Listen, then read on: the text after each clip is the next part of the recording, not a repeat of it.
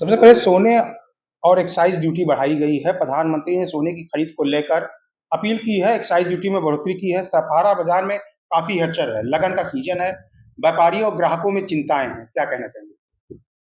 कि देश के प्रधानमंत्री माननीय नरेंद्र मोदी जी देश हित में, राष्ट्र हित में उन्होंने फैसला लिया है कि अमेरिका और ईरान का जो युद्ध हो रहा है, उस युद्ध से जो आयात और निर्यात की नीति है वो प्रभावित हो रही है, जिसको लेकर के प्रधानमंत्री जी ने अपील किया है कि हमारे लिए देश सर्वोपरि है, राष्ट्र सर्वोपरि है, पहले हम उसको का देखें, उसको देखते हुए उन्होंने ऐसा किया है। विपक्ष बार-बार घेराबंदी कर रही है कि जो शपथ ग्रहण समारोह में तामझाम किया गया, चुनाव के समय नहीं याद आया। क्या लगता है कि जो जनता के मुद्दे हैं, भटकाने के लिए इधर-उधर कर रहे हैं? खापला में काफ़ी खर्चा किया गया, काफ़ी हेलीकॉप्टर का उपयोग किया गया, तब ये प्रस्ताव नहीं था इस तरह का चुनाव खत्म होने के बाद और करने के बाद इस तरह से। देखिए, विपक्ष का काम है सरकार का विरोध करना। प्रधानमंत्री अब कहिए कि वो पैदल चलें, विपक्ष की सोच है कि पैदल चलें, क्योंकि प्रधानमंत्री जी ने जो उनकी फ्लीट है उसको आधा कर दिया। कल आपने देखा कि 2 गाड़ी से प्रधानमंत्री लोकसभा गए अपने ऑफिस में। तो एक जो उनका निर्देश है उस निर्देश का पालन सभी सूबे के मुख्यमंत्री, मिनिस्टर, एमएलए, आम जनता, आप देश चाहते हैं सर्वोपरि देश खुशहाल रहे, देश में अमन चैन रहे, तो इसके लिए प्रधानमंत्री जी की बात को सबको मानना चाहिए। विपक्ष कह रही है कि जो काफ़िला में खर्चा किया गया, ये पहले से क्यों नहीं किया जा सकता था? अभी चुनाव में काफ़ी हेलीकॉप्टर घूमे, काफ़ी तेल इधर खर्चा हुआ। अब चुनाव जीतने के बाद जनता को भटका रहे हैं ये। ये विपक्ष के लोगों का जो आरोप है निराधार है।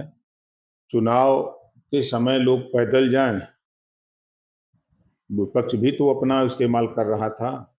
चुनाव के बाद जो ये चीजें आई, ऐसा महसूस हुआ कि नहीं देश में संकट आ सकता है। जब ईरान और अमेरिका लड़ रहा है, ऐसा संकट आ सकता है। ऐसी स्थिति को देखते हुए प्रधानमंत्री ने देश से अपील की है। विपक्ष का ये भी आरोप है कि चुनाव खत्म होने के बाद ईंधन के दाम बढ़ा दिए गए। क्या आम जनता पर पड़ने वाला आर्थिक बोझ कम करने के लिए सरकार कुछ ठोस कदम उठाएगी? निश्चित है कि लड़ाई खत्म हो, ईरान और अमेरिका की लड़ाई जिस दिन खत्म होगी तो बहुत सी चीजों पर राहत मिलेगा देश की जनता को। सपा प्रवक्ता का बयान आया, समाजवादी पार्टी के प्रवक्ता राजकुमार भाटी ने हाल में ब्राह्मण समाज को लेकर विवादित बयान दिया है। एक तरफ अखिलेश यादव हिंदू रीति रिवाज की बात करते हैं और दूसरी तरफ प्रवक्ता ऐसा बयान दे रहा है।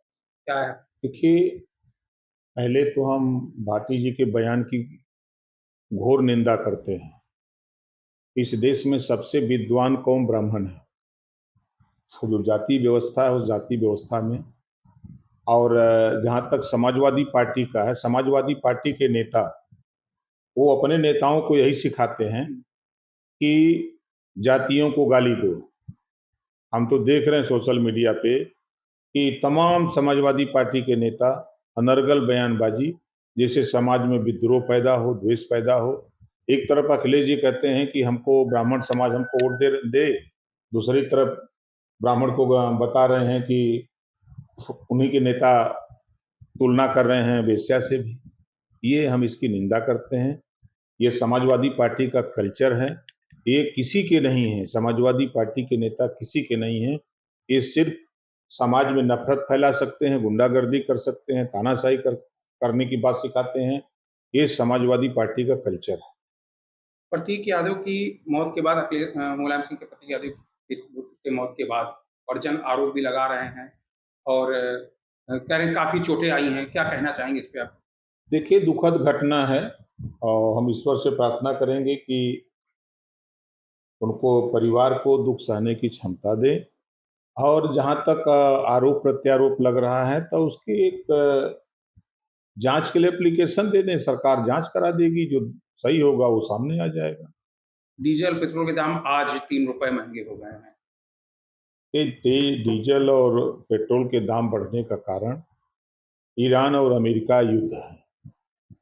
युद्ध होने की वजह से जब वो लोग युद्ध करते हैं, दो देश आपस में लड़ते हैं, तो आसपास के देश भी उससे प्रभावित होते हैं। तेल, हम लोगों के यहाँ जो तेल आता है वो निश्चित है कि वो ईरान और इराक से ही होके आता है, वहीं से आता है तेल। तो जब वहाँ युद्ध हो रहा है तो तेल का जो आमद है हो नहीं पा रही है, जिसकी वजह से ऐसा फैसला देश के प्रधानमंत्री जी को लेना पड़ा। ठीक।